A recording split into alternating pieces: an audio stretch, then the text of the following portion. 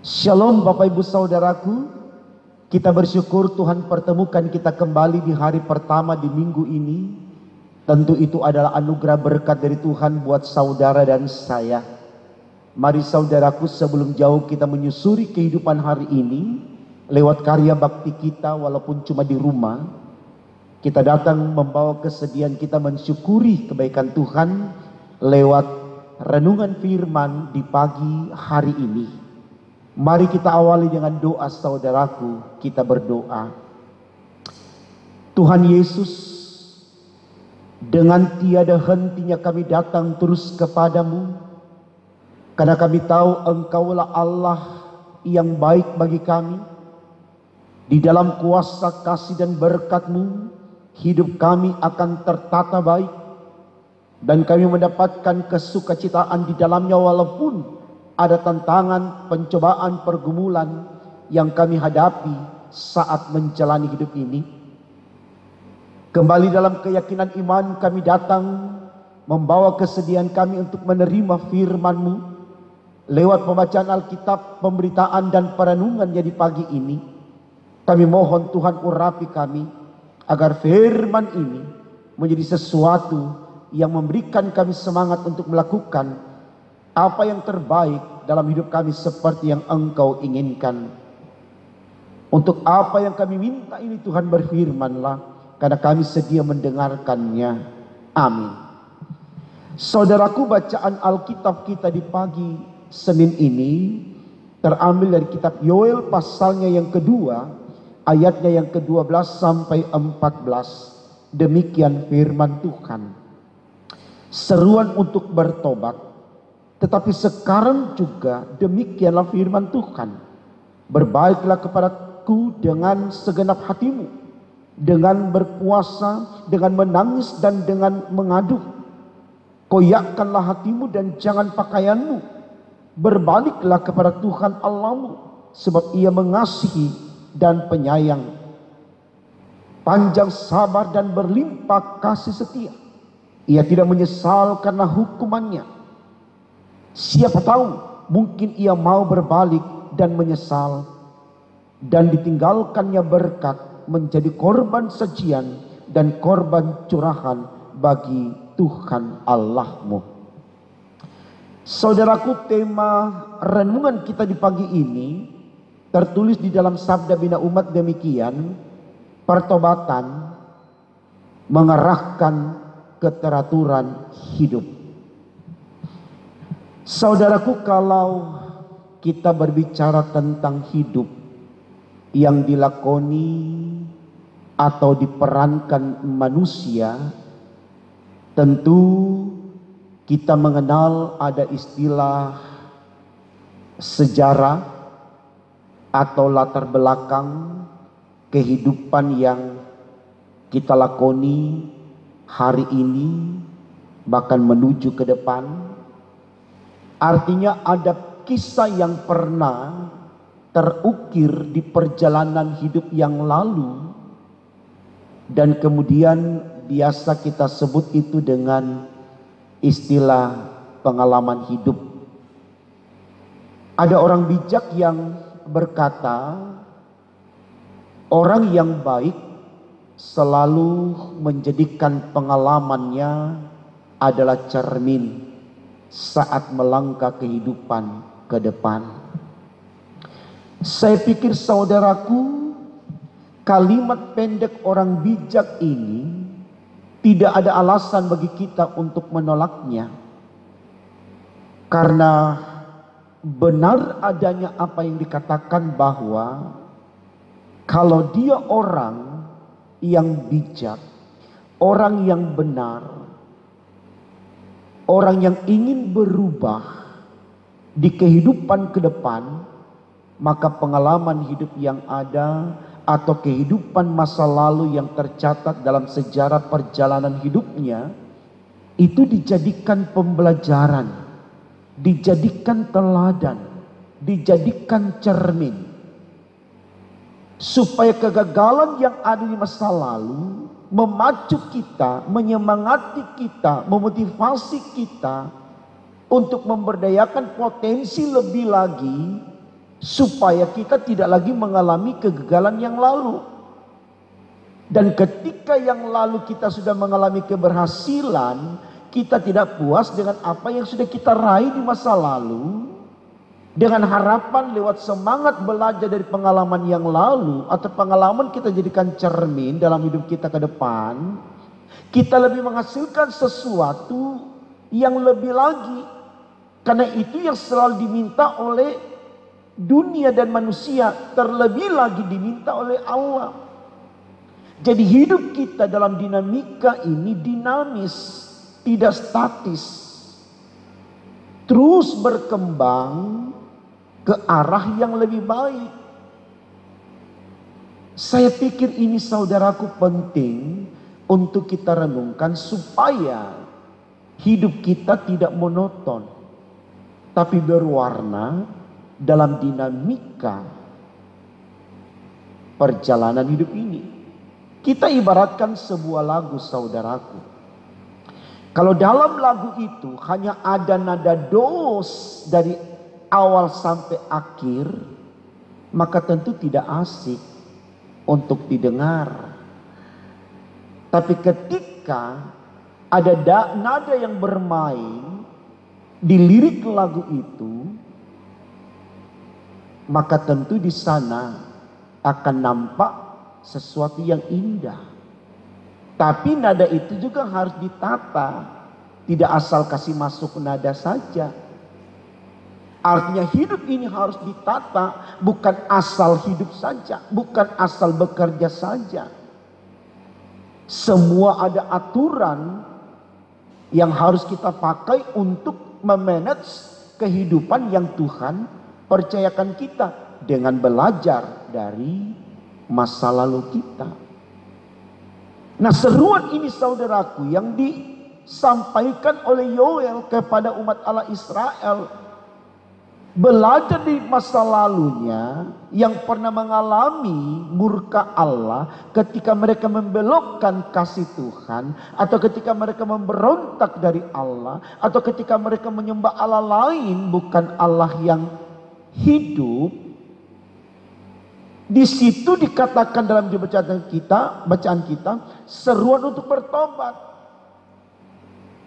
Dikatakan di ayat 12 begini, tetapi sekarang juga demikianlah firman Tuhan, berbaliklah kepadaku dengan segenap hatimu. Jadi Allah memakai Yoel untuk menyampaikan ini kepada umat Allah, berbalik kepada Tuhan. Dengan tentu belajar dari pengalaman yang ada. Apa kesalahan yang mereka lakukan dulu? Oh, menyembah berhala misalkan. Itu tidak disuka Tuhan sehingga Tuhan menghukum. Janganlah kemudian di langkah selanjutnya menyembah berhala lagi. Kalau dia bijak, kalau dia berhikmat, kalau dia beriman. Saya pikir ini sesuatu yang baik saudaraku. Karena apa? Dengan adanya proses Tuhan memanggil umat Israel untuk kembali bertobat, berarti Tuhan mencintai umatnya. Ketika kita ditempa oleh Allah, ketika kita digembling oleh Allah, ketika kita diajar oleh Allah untuk berubah, berarti Tuhan sayang kita. Ini diungkapkan juga di dalam bacaan kita pada saat ini. Dikatakan begini, sebab ia pengasih dan penyayang, dalam ayat yang ke-13. Sebab ia pengasih dan penyayang, panjang sabar dan berlimpah kasih setia, dan ia menyesal karena hukumannya. Artinya keprihatinan Allah melihat manusia menderita karena pemberontakannya. Allah ingin supaya manusia benar-benar bertobat. Dan ruang yang dipakai oleh Tuhan adalah karya penyelamatan dalam Yesus Kristus, yang terus berproses sampai pada kematian Tuhan, kebangkitan Tuhan, dan kenaikan Tuhan yang kita rayakan pada Kamis yang lalu.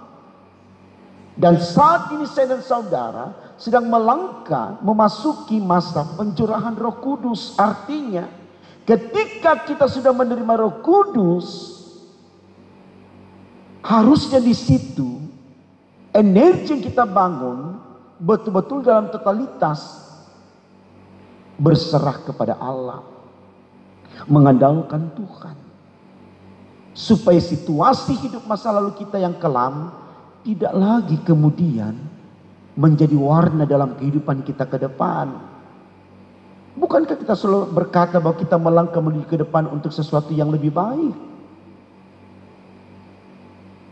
Saya pikir ini baik Bapak Ibu Saudaraku untuk kita renungkan, khususnya di masa-masa COVID-19 ini. Bertanyalah kepada diri kita, kenapa ini terjadi? Kenapa manusia dibuat merana, ketakutan, gelisah, kehilangan kesempatan untuk bahagia, bahkan banyak yang meratap karena duka cita dan sebagainya. Ini salah satu momen yang Tuhan berikan untuk kita kembali menyuarakan pertobatan, memohon ampun kepada Allah. Bukan kita kutuki virus coronanya. Virus corona itu hanya objek yang Tuhan hadirkan untuk menggerakkan kita supaya kita introspeksi diri, kita koreksi diri. Ini saudaraku yang dikasihi Tuhan. Apa artinya corona nanti berlalu? Ini kan doa banyak gereja. Bahkan kita semua berdoa demikian. Tapi kemudian kebiasaan buruk kita tetap kita lakukan. Untuk apa? Apa yang kita akan dapatkan di kebiasaan buruk kita? Bisa saja hari ini Tuhan angkat corona. Tapi adakah kemudian kita berani berkata, kalau Tuhan angkat corona hari ini, saya betul-betul dengan totalitas diri yang ada mau bertobat, mau kembali kepada Tuhan. Betul-betul tidak lagi terbiasa dengan kebiasaan yang buruk. Seperti tema khotbah kita berkata begini, pertobatan mengarahkan keteraturan hidup. Betul-betul kita teratur. Waktunya ibadah kita ibadah, tidak sibuk sana sibuk sini. Waktunya berdoa berdoa. Waktunya makan, istirahat dan seterusnya kita manage semuanya. Hidup kita teratur. Ini saudaraku yang perlu kita renungkan. Jangan sekedar kita meminta Tuhan angkat corona, tapi tidak ada spirit dari diri. Setelah Tuhan angkat corona, apa yang kita melakukan untuk Tuhan? Kita hanya meminta dan meminta, tapi tidak ada kesediaan untuk mengikuti apa yang Tuhan mau. Mari saudaraku, seruan pertobatan hari Senin ini disampaikan kepada saya dan saudara, supaya apapun yang terjadi di kehidupan kita ke depan itu berkat, bukan kutuk. Ayat yang terakhir dikatakan begini, siapa tahu mungkin ia mau berbalik dan menyesal, dan ditinggalkannya berkat menjadi korban sajian dan korban curahan bagi Tuhan Allah. Artinya saudaraku, siapa tahu Tuhan menyesal kasihkan kita corona karena kita betul-betul bertobat. Lalu yang dia tinggalkan hanyalah berkat. Bukankah itu indah? Mari kita jangan hanya meminta corona ini berlalu, agar kita bisa lagi berpesta pora, happy. Agar kita bisa lagi dengan kejahatan kita, kecurangan kita. Bukan. Mintalah corona ini berlalu, supaya kita bisa lebih melakukan hal-hal yang baik seperti yang Tuhan inginkan. Dengan bersedia meninggalkan kebiasaan buruk kita dan melakukan apa yang Tuhan inginkan. Selamat membuktikan saudaraku. Percaya Tuhan dengar doa kita semua. Dan Tuhan memberkati kita lewat firman pagi ini. Amin. Kita berdoa saudaraku. Terima kasih Tuhan, Karena Engkau sudah berkati kami di pagi ini. Berkenan firman-Mu ini Tuhan, Engkau jadikan sarana betul-betul menjadi introspeksi bagi kami, menjadi koreksi bagi kami. Agar kami tidak hanya meminta kelepasan, tapi kami juga bersedia untuk melakukan yang terbaik bagi Tuhan. Agar berkat yang Tuhan berikan kepada kami benar-benar menjadi sarana bagi kami untuk membuktikan kualitas diri kami menjadi seperti anak-anak Tuhan yang Tuhan inginkan. Baik hari ini, besok, dan seterusnya, demi untuk kemuliaan nama-Mu. Tolong kami Tuhan, karena hanya kuasa Roh Kudus-Mu yang bisa melakukan untuk kami. Karena itu jangan tinggalkan kami, berjalan bersama dengan kami. Karena dalam bersama dengan Engkau kami aminkan, kami mampu untuk menyatakan pembaharuan diri dalam perdebatan yang tulus, jujur, ikhlas, demi untuk kemuliaan nama Tuhan. Dengarkan doa kami Tuhan, agar kami layak melewati hari ini dengan keluarga kekasih hati kami, siapapun mereka, dengan tetap sehat, kuat, beriman, demi untuk kemuliaan nama-Mu. Di dalam nama Tuhan Yesus kami sudah berdoa kepada Bapa di sorga. Amin.